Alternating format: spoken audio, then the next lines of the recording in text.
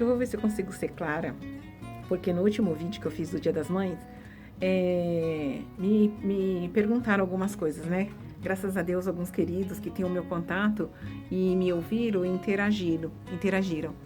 Perguntando, por exemplo, o que eu quis dizer quando eu era católica. É que muitas vezes eu penso sempre quando eu estou falando no meio exatamente onde eu vivo, o tipo de religioso que existe no meu meio. E é um crente de um evangelho que a maior parte parece que veio dos Estados Unidos, e mesmo culturalmente falando, desde do descobrimento e da colonização do país, a gente tem uma miscelânea, ou um sincretismo, né, que é a palavra mais certa para dizer. Então, a gente acaba tendo as religiões, por mais que os evangélicos queiram se dizer puros, ou o mais próximo das escrituras. Para mim isso acaba sendo uma mentira, porque a gente não consegue. A gente acaba sendo sincretista mesmo, né? Então tem muitos pontos da religião que se diz evangélica que mistura muito, e os evangélicos eu acredito que os mais desinformados acreditam que há uma superioridade entre uma coisa e outra, e não foi nesse sentido que eu quis dizer. E não sei se eu fui clara agora, mas toda vez que eu falo, quando eu era católica, não é no sentido nem de menosprezar e nem de dizer que havia uma inferioridade ou superioridade, e muito menos que haja agora. Estou falando só de ser humano e por onde eu transitei. E eu sempre acho que eu estou falando para esses meus colegas evangélicos. E mesmo que eu tivesse, um colega evangélico me chamou essa atenção, que parece que eu estou exatamente fazendo discriminação, ou pondo um ponto de divergência, dizendo que um é mais que o outro. Não é isso que eu quero dizer nunca. Outra coisa que eu achei legal que a pessoa me perguntou, espero ter esclarecido minimamente dessa forma, porque comunicação não é bem o nosso forte, né? O ser humano acho que é péssimo em se comunicar, e por isso que tem os que têm o dom da comunicação, de alguma forma consegue fazer sucesso em todos os sentidos. E, enfim, a outra pergunta que essa pessoa me fez foi o que eu quis dizer como a gente cria a pessoa para Deus. E aí o perigo realmente de falar para um segmento religioso evangélico que acha que a gente tem que viver à parte do mundo. Quando eu quis dizer que o ditado popular diz que a gente cria filhos para o mundo, e eu descobri, ou pelo menos eu intuí, ou que eu pretendo ter conseguido e continuar conseguindo, enquanto viva, enquanto mãe, é criar filho para Deus, discernindo os sistemas.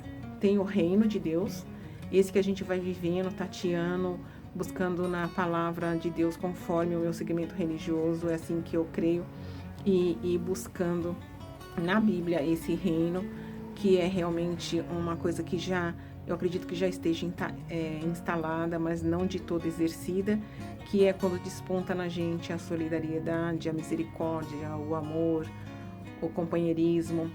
É esse sistema que eu queria diferenciar ao dizer que é para Deus. E geralmente quando a gente fala de mundo, não é aquele mundo extraterrestre ou aquele mundo alienado. Você vive numa bolha, né? Que agora a moda é bolha, ou você vive num gueto, como sempre disseram para os negros. Então não é isso. Ao contrário, a se apropriar o máximo possível do conhecimento que possamos alcançar sobre Deus e aplicá-lo na vivência do mundo, porque primeiro que não há como a gente sair desse mundo.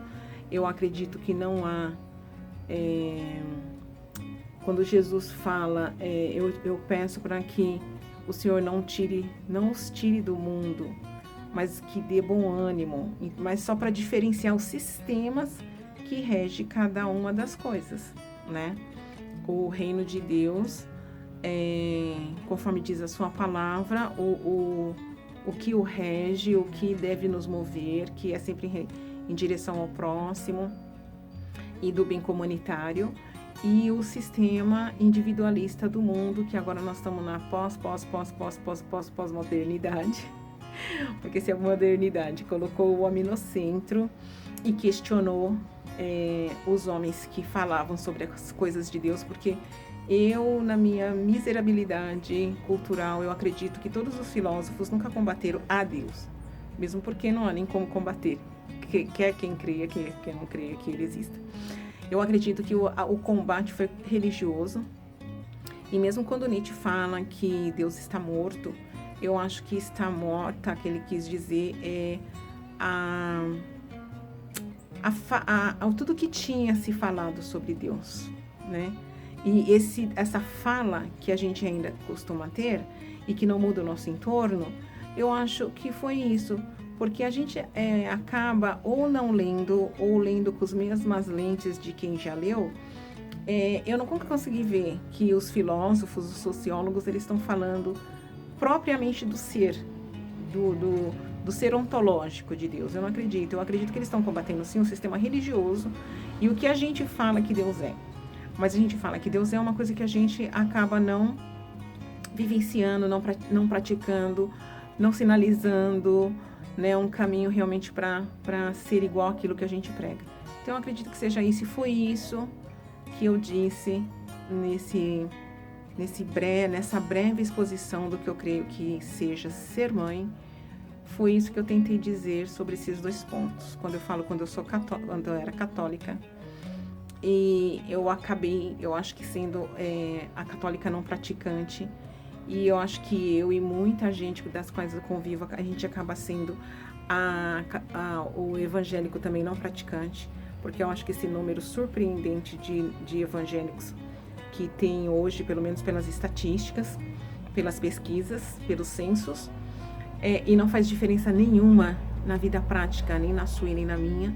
Então eu acho que a gente continua adotando as religiosidades populares. Eu gostei muito porque quando eu fiz teologia, graduação, eu fiz pelo viés sociológico, né? E eu gostei muito porque aprofundando-se nos estudos da sociologia e da formação da cultura brasileira, que é uma coisa, como todo estudo, né? É sempre muito árido e acaba sendo também difícil, né? É difícil estudar. Mas eu acabei me empolgando nessa época, pena que tudo passa, né? Passou também essa empolgação, mas eu gostei muito do meu trabalho, que eu fiz exatamente uma verificação muito superficial, né? Era de graduação, era o TCC.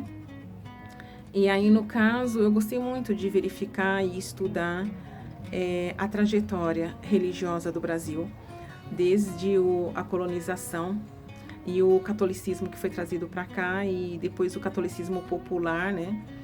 E, enfim, é super interessante você fazer essa busca e análise histórica.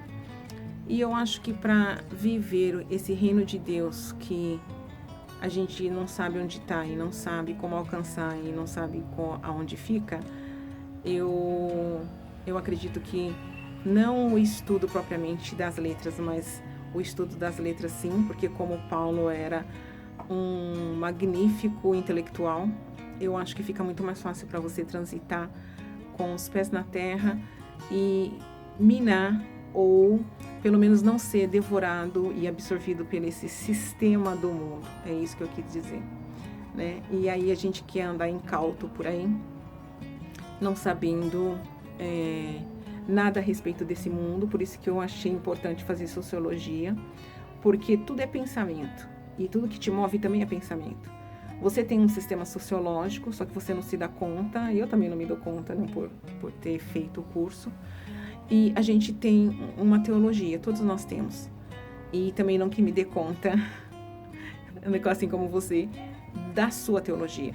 Mas é importante a gente saber os viés, é importante a gente saber as coisas que existem no mundo, os pensamentos que já existem e eles já nos permeiam, só que a gente não se dá conta. Então só tem essa diferença, se você se dá conta ou não se dá conta das coisas. E muitas vezes você se pega e identifica, nossa, eu tô com esse viés ou aquele viés, ou porque eu concordo ou porque eu nem percebi e ele interagiu na minha prática de vivência. Então eu acho muito importante atuar no mundo com essa visão. E como diz a palavra, né? Não vos conformeis com o mundo. Quer dizer, Você não tem que ficar no mesmo formato do mundo.